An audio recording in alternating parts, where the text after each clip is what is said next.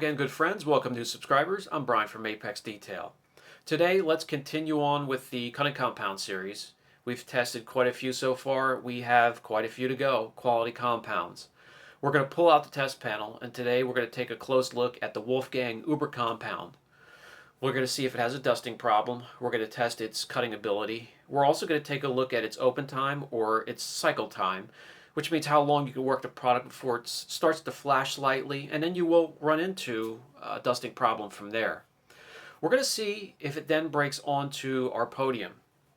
And when it comes to the podium, it consists of Sonax Cutmax at the top spot for me. This list here may change slightly for you depending on your environment. In a shop environment, out of the elements. So I have Sonax at my top spot with a very close second going to Angel Wax Resurrection. Trailing off in a distant third is the Nanoskin Speed Cut. Excellent price and does excellent work for that price. And grouped together with that compound are a bunch of other excellent compounds that may just be the one for you. 3D HD Cut Plus, Car Pro, Griot's Garage, Boss System, and we have Jess Car. Any of those are serviceable compounds, they're quality compounds, and they all do work cutting, getting ready for the next step. A surprise for me was the Wizards Mystic Cut, and at the end of the series, those top three will go head-to-head on one test panel to see which comes out on top, and I'm probably going to involve Wizards because it was the biggest surprise to me. Let's head out into the shop and take a closer look at the Wolfgang Uber Compound. The Wolfgang Uber Compound 3.0, this here actually is 8 ounces for $29.99. Now that's a bit pricey. So it's going to have to perform well to rank up there on the podium or anywhere near the podium. Now it does have a blend of the micro and diminishing abrasives, so it's going to, that'll give you a hint it's going to finish down rather far. So if you pick out and team up the right pad with this compound and then take advantage of those abrasives, it may be worth the money.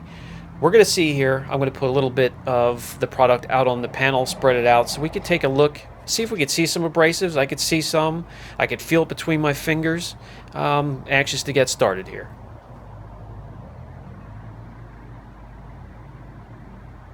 The compound was formulated to go after and remove heavy swirl marks, oxidation, water spots, etching from either bird droppings or bug splatter, and to be able to remove those without leaving hazing or dullness behind. So it'll finish down rather far. If you just need a fine polish to finish out, or if you're satisfied, you can lay your protection down from there. On this section of the test panel, I have 5 areas masked off and divided so I can put 5 separate sand marks in each, starting with 2500 grit, working my way down all the way down to 800 grit. Now if you've been following the series, you would see some fail in the 1500 section. A big bulk of them start to tail off in the 1000 grit section, and they all fail at some point in the 800 grit section. That section there is really not meant for compounds to correct. There are some out there that can, but those aren't included in this series. It is fun, however, to see these compounds make an attempt at correcting those blemishes. Okay, give me a second. I'm going to remove the residue. We'll get rid of the masking tape that divide these sections. As you can see here, we're good to go. We have those sand marks spread out evenly in each section. Give the product a good shake. Get the blend of abrasives mixed up in the formula. We'll put 3 pea-sized drops on our standard orange cutting pad. You can get these anywhere. The pad and the polisher and the method have been the constant throughout all of the testing, so you could see the differences between the compounds. This 3-inch foam cutting pad is attached to the 3-inch XFE80 polisher. We're going to take one swipe starting at the 2500 grit section all the way down through the 800 grit, and we're going to make a return trip. It's going to be correction speed, which means 1 inch every second or 2, slow arm movement. Speed of the polisher is mid-speed. On this polisher, that would be the 3rd speed setting.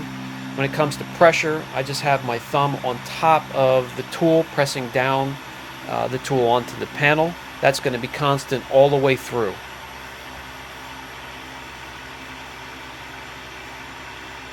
Now, I do feel like I mention this every time I pull out the test panel, but I often get asked by the new subscribers why we're not using a rotary or a microfiber pad or something more aggressive, a long throw polisher. Well, the answer, a lot of the panels I have which have the same clear coat just aren't big enough for that type of a polisher or pad. And this polisher and pad choice has been, the same all the way through. We've put the blunt of the work on the shoulders of the compound, and if we take it out into the shop for some real world work, then we do team it up with a microfiber pad or a long throw polisher or a rotary. But for this test here on the panel, we've been doing it the same way with this polisher and pad.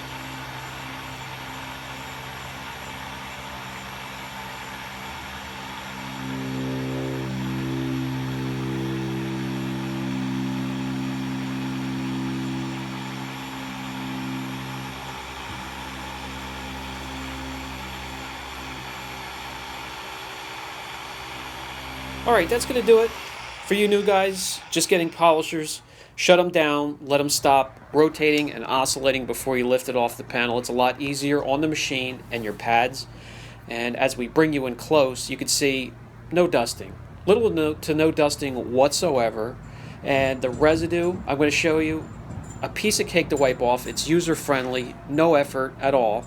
So let's remove all of that residue and take a look at each section.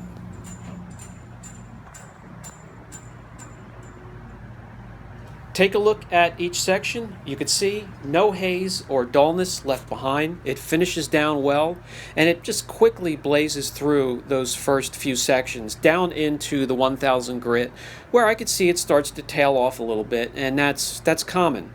Now our top 2, 3, 4 compounds just blaze right through that, and right there's the effort in the 800 grit section. Not bad. So, and you can see I'm going to get you an angle here to see the finish. No hazing, very good. Again, not bad. Let's work on those last two sections like we usually do in the second part of the breakdown here. We're going to work on the 1000 grit and the 800 grit section for a longer period of time. We'll test its open time or its cycle time, and then we'll see if it does a lot better removing the marks in those last two areas.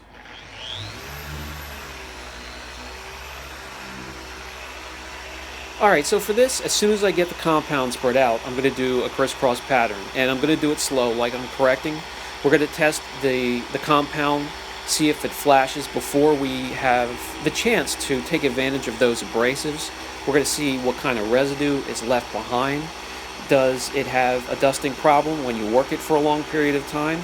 And then when we finally remove that residue, what are we going to see?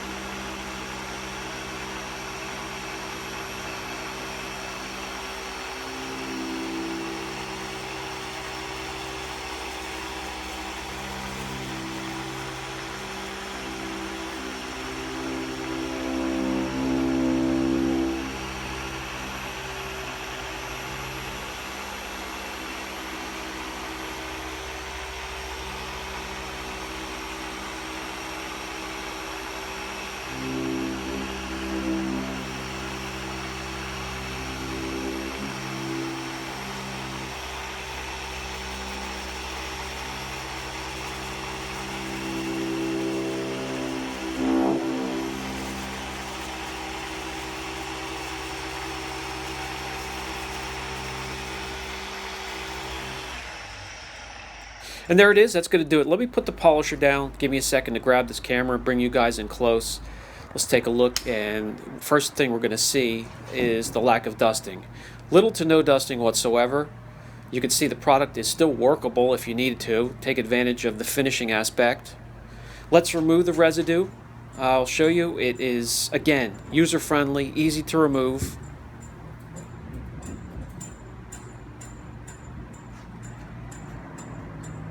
Alright, not bad. It did a little bit more work. It would definitely need the right pad to do some serious cutting, and I could see this would make a great one-step if teamed up with the correct pad. So, yes, it lacks a little bit of bite or cut compared to the other compounds, but definitely deserves another look out in the shop. That was the Wolfgang Uber Compound. A lot of positives to talk about with that compound. The open time or the cycle time was decent. You could work it, take advantage of those abrasives before it began to flash. The dusting was little to none. Residue, easy to remove. The product is user-friendly. It's a pleasure to work with. I have no complaints there. A little bit of concern may be a tiny lack of cutting compared to the other compounds at the top of the list on the podium. When it comes to the podium, is it going to change? If I had to slide it in anywhere as of now, it would be probably near the bottom of the honorable mention category. I believe it does deserve to be taken out into the shop and let me show you what it can do in a correction or two. Maybe a hard clear coat, maybe something with some major swirling or scratches. I'll find something, I'll take you guys out, we'll take a look at how it corrects in real world conditions, and then we'll rate it. If you have any questions at all, don't hesitate. Brian from Apex Detail. Catch you in the next video.